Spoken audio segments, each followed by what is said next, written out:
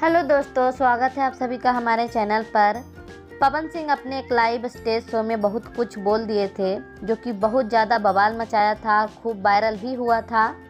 उसी stage show में पवन सिंह ये भी कहा था, है ना, उसी पे रेंगे हो। पवन सिंह ने किया उसी पे रेंग रहे हो, तो पवन सिंह करेगा उसी पे रेंगोगे। इस बात से बहुत सारे लोगों को बुरा लगा था, खास करके अक्षरा सिंह और खेसारी लाल को, और उन्होंने इस बात का पलटकर जवाब भी दिया था।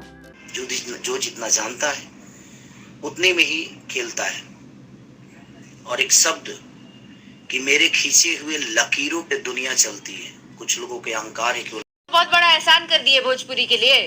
भोजपुरी से कमाए, भोजपुरी से घर बनाए, भोजपुरी से गाड़ी बना लिए। लेकिन पवन सिंह ने जो कहा था वो सच हो रही है। पवन सिंह के ही नक्शे कदम पर अक्षरा खेसारी चल रहे हैं। पवन सिंह के भाषा में कहें तो उन्हीं के खींचे हुए लकीर पर रेंग रहे हैं।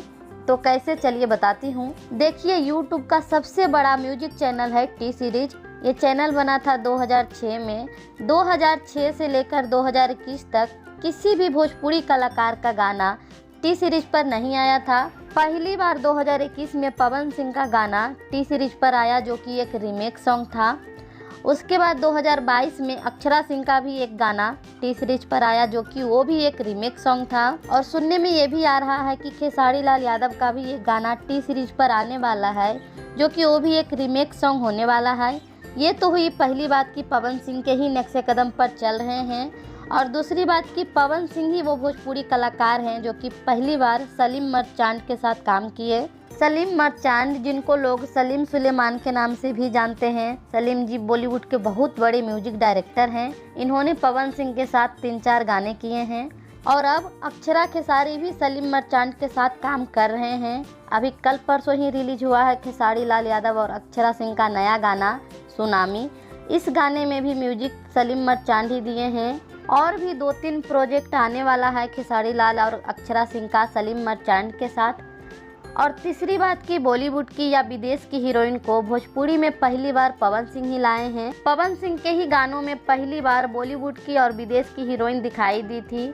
उसके बाद खेसारी लाल के भी गानों में और फिल्मों में विदेशी और बॉलीवुड की हीरोइन दिखाई देने लगी।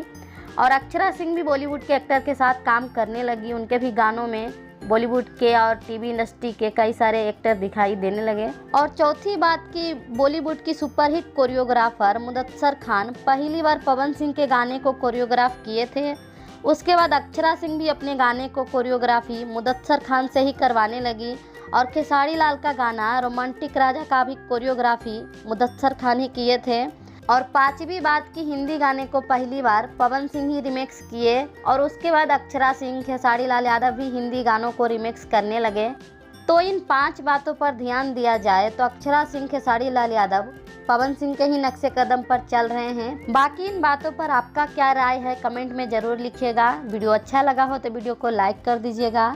चैनल पे पहली बार आए हैं तो सब्सक्राइब कर लीजिएगा, क्योंकि हम इसी तरह का इंटरेस्टिंग और जानकारी भरा वीडियो आप सबके लिए लेके आते रहेंगे। So thank you for watching and bye bye, take care.